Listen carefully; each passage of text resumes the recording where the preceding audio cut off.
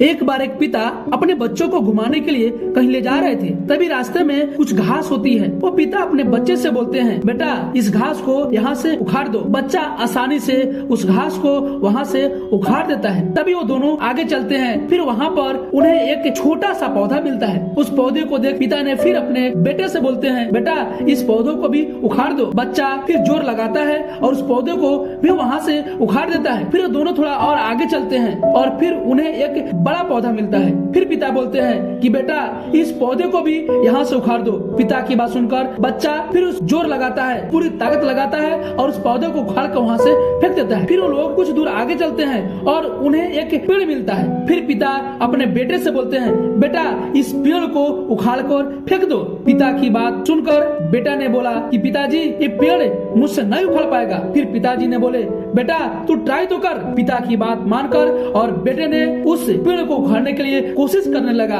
अपनी पूरी ताकत लगा रहा था, पूरी जान झोंक दे रहा था, लेकिन वो पेड़ को नहीं उखाड़ पाया और आकर अपने पिताजी से बोलता है कि पिताजी मैं कोशिश किया लेकिन ये मुझसे नहीं उखाड़ पाएगा। पिता ने बोला कोई बात नहीं और बुलाकर अपने पास बैठाया और बोला, यहाँ पर तुम्हारी आने वाली जिंदगी के लिए एक बहुत बड़ी सीख मिलती है। जैसे जैसे तुम्हारी उम्र बढ़ती जाएगी तुम कई सारी आदतों का शिकार हो सकते हो। तुम्हारी बुरी आदतें शुरुआत में उस घास की तरह होगी, लेकिन समय बढ़ते बढ़ते वो बुरी आदतें एक बड़े पौधे और फिर उस पेड़ की तरह हो जाएगी। अगर शुरुआत में तुमने उस बुरी आदतों को अगर उखाड़ के नहीं फेंका तो वो बुरी आदतें एक दिन उस पेड़ की समान हो जाएगी और तुम चाह कर भी उस बुरी आदतों को तुम अपनी जिंदगी से कभी नहीं निकाल सकोगे, कभी नहीं मिटा सकोगे। जैसे ही तुम्हारी जिंदगी में कोई बुरी आदतें आती है तो तुमको शुरुआत में ही उस बुरी आदतों को उखाड़ कर फेंकना होगा। स्टार्टिंग में शुरुआत में उस बुरी आदतों को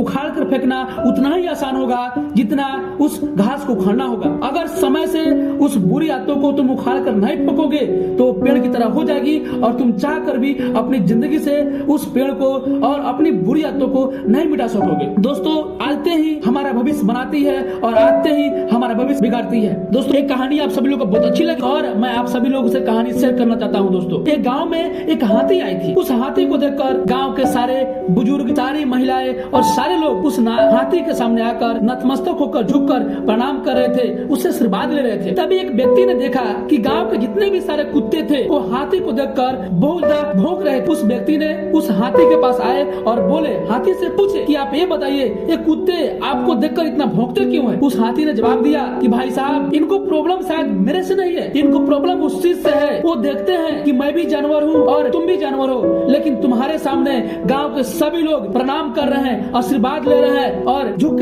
रहे हैं, लेकिन मेरे सामने कोई झुकता नहीं है, कोई नहीं कुछ बोलता है। इसीलिए वो जब भी हम आते हैं वो हमारे पे भौंकते हैं। दोस्तों इस कहानी से यही सीख मिलती है कि लोग कहा गया है कि हाथी चले बाजार और कुत्ता भूखे हजार। दोस्तों ऐसे ही जब आप अपनी जिंदगी में कुछ बड़ा करने के लिए जाएंगे, कुछ बड़ी सफलता पाने के लिए काम करेंगे, अपनी जिंदगी में काबिल होने के लिए काम करेंगे, तो आपके भी जिंदगी में ऐसे बहुत सारे लोग होंगे जो कुत्ते की तरह भौंकेंगे। लेकिन मेरे दोस्त आपको भी उस कुत्तों के भौंकने पर आपको पलट कर जवाब नहीं देना है। अपनी मंजिल के लिए और अपने जिंदगी में कामयाब बनने के लिए दोस्तों आपको काम करना है। जिस तरह वो हाथी चाहे 1000 चाहे 10 लाख कुत्ते भौंकते हैं उससे मतलब नहीं रहता है। अपने आप अपनी मस्ती में होकर अपनी मंजिल की तरफ चलती रहती है।